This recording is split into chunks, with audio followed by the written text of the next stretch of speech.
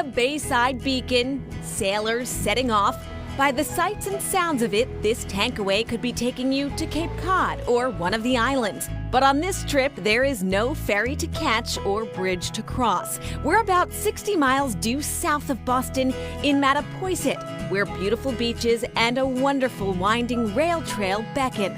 But before we explore, we fuel up. The grill is hot and portions heaping at Pandolfi's Mattapoisett Diner.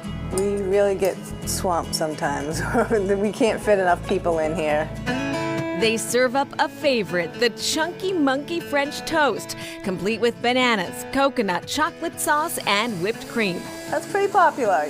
I can see why. This is a big bite. Let's see how I do. Yeah, it is. It's delicious. Oh my goodness. With decor that hints at stops to come in this seaside town, the diner spans generations, dating back to the 1930s. Hungry to learn more? Head just a mile down the road to the Mattapoisett Museum. The Nest Diner became the Mattapoisett Diner. The Mattapoisett Diner became the Nest Diner. It was the South Coast local for a hot minute. Connor Godet is the museum's curator and administrator. Housed in an 1821 church and carriage house built to fit the period, the collection contains important artifacts and local curiosities. This is the ear of a cow that was a part of the sign or a sign for Gulf Hill Creamery, which was sort of a local favorite. One of Godet's favorite items is this old town hall bulletin board. It was stolen by sailors in 1941, taken to Connecticut. And they decided it would be a hilarious prank. Their confession is memorialized in a poem to their commanding officer, tacked to the top. We thought of you, dear Commodore, so we tore off the front of the city hall with many a rum-soaked heave and haul. Oh my goodness.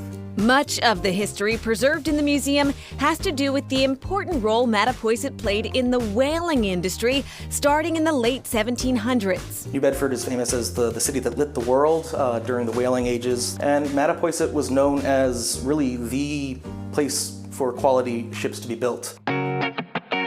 A whale is featured prominently in the playful logo of the Town Wharf General Store, a gem of a find that was a carpenter shop back when whaling ships were being built here. Our business is all about local and New England-based products. So we're really trying to find small maker brands that are interesting and have good stories behind them.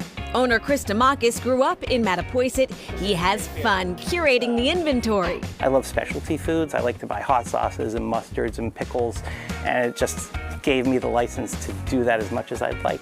There are fine crafts and unexpected gifts. Have a bird lover in your life? If you go outside and you do this, it'll be like a Disney movie. Birds will be flying around you. Yeah, it really works. Well, now I have to get one. Yeah. Well, See if you're telling me the truth. We'll hook you up. Stock up on goodies and hop on the Mattapoisett Rail Trail.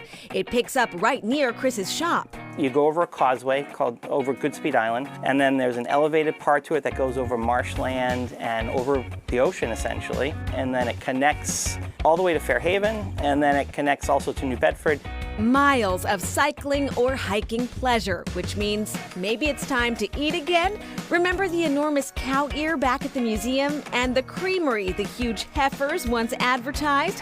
Well, drive past the towering seahorse on Route 6. That's Salty, a beloved relic from an old souvenir shop, and arrive at Oxford Creamery. The name is about the only thing that's changed here. Well, a lot of the signs are original. Yeah, the sink in the restroom is 1928. Liz and Ken Ackerman have been the stewards of this town institution for more than 2 decades. I love to cook.